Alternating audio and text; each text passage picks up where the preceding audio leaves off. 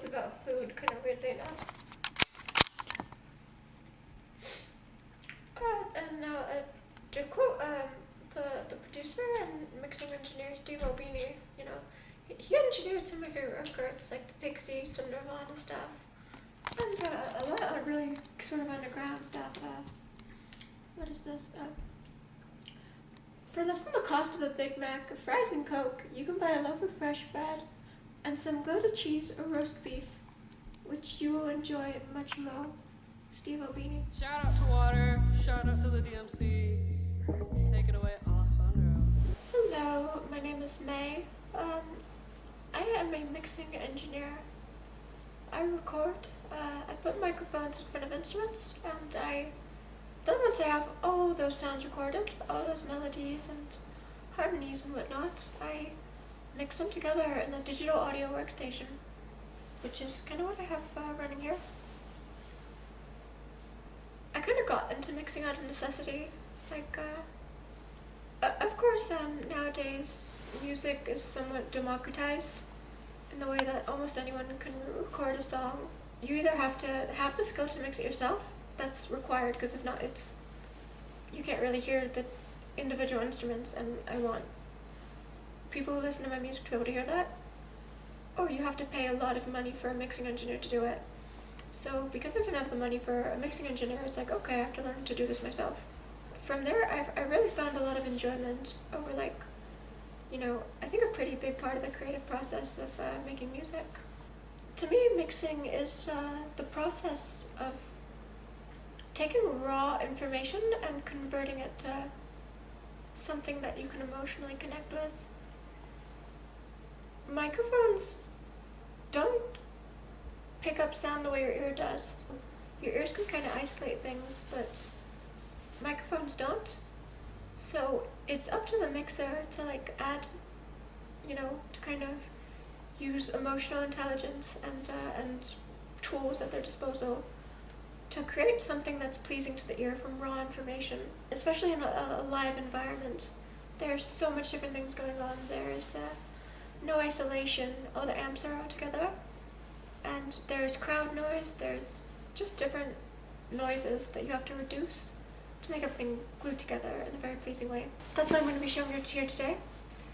I had the opportunity to record a very cool band called Girl Parallel, and I recorded a live version of their song called Disco Dive. Everyone feel free to get in a little bit closer. So what I like to do is I really like to mix on headphones just because it's so convenient, and when you're in headphones you don't have to worry about, like, your room not being perfect. But the problem with headphone mixing is that you don't get a sense of what your mix sounds like in the real world, and that's why I take it here. So I'm in my home sort of hi-fi setup here. Like, I have my speakers and I do most of my music listening here. So now we're just gonna kind of give you a listen through of what my current headphone mix sounds like. So let's start here. Okay, I can already hear good amount of bass. That bass is kind of really moving the subwoofer quite a bit. Through headphones you can't really tell how much the subwoofer is moving because the headphone speakers can't physically produce that much bass. Okay, very nice. Everybody go now. That's pretty good. Pretty good so far. I want to hear the vocals, so I'm going to skip through a bit more of the song.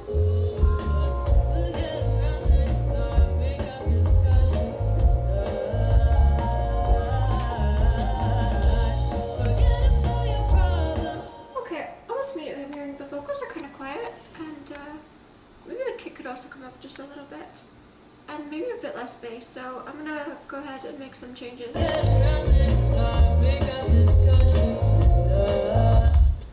to bring it up and then shave off some of the low end so you can hear it more, but not necessarily like, you know, you could either have that or has just a shit ton of them, or it's just bring it down a bit more.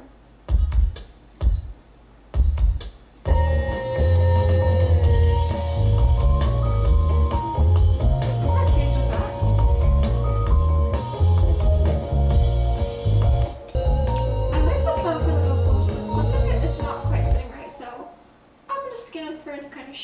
frequencies that might be kind of pushing it over other things now.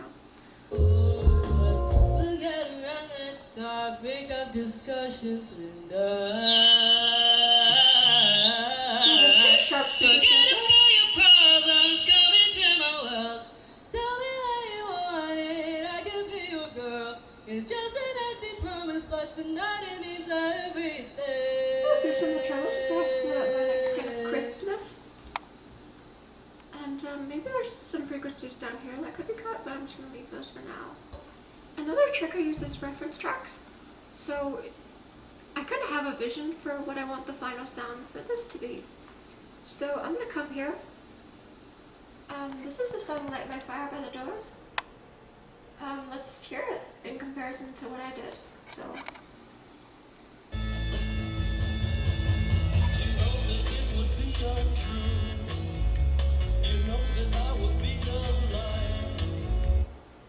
Captain Zach. So, something I hear immediately is there's really not that much low end here. Of course, this recorded in the 60s, so when you record it to tape or just over time or with different things, it ends up shaving off a lot of the top end and a lot of the low end, so you're left with just a lot of the mid-range. So it's very mid-rangey, but it's still quite clear. But it's not like harsh to the ears, but there's also not that much thumb. So something I'm really going for is this sort of track, but with I guess slightly more modernized, so just a bit more bass, a bit more thump to it overall. But honestly, it's pretty close so far. But I'm still going to shave off just a bit more bass of what I have, so let's hear it. There's just a nice kind of,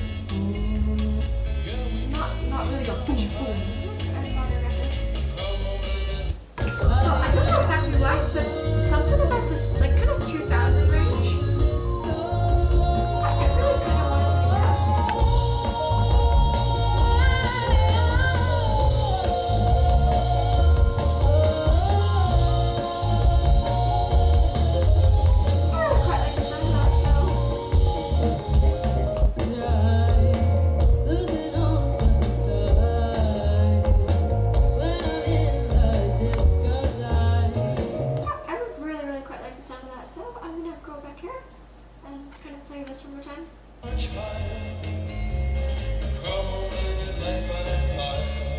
Of course, the Doors sounds a lot more 60s-ish.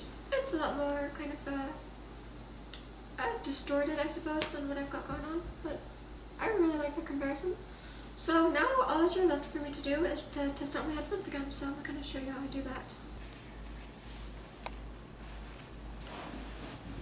Okay, headphones on, and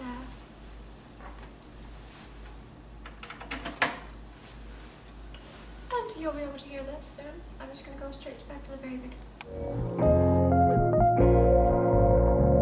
Everybody go now.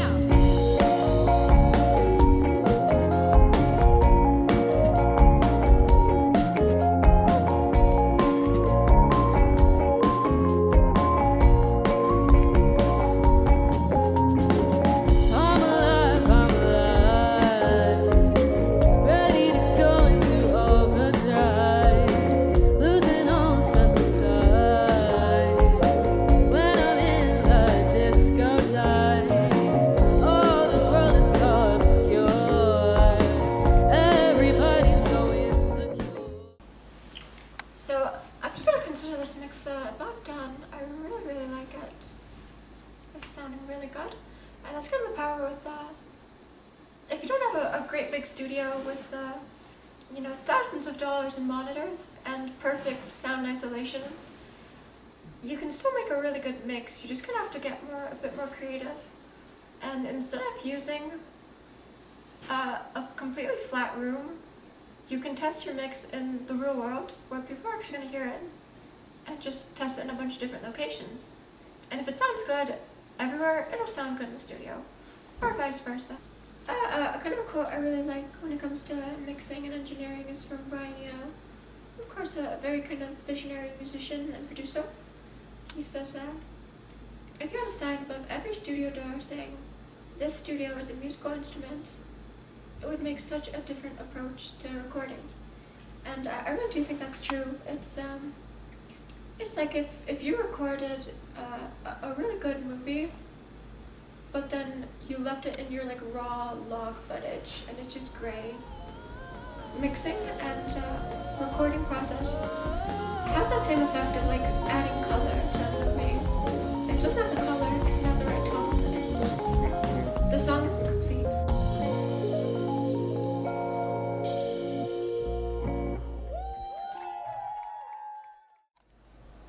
I have no like reverb.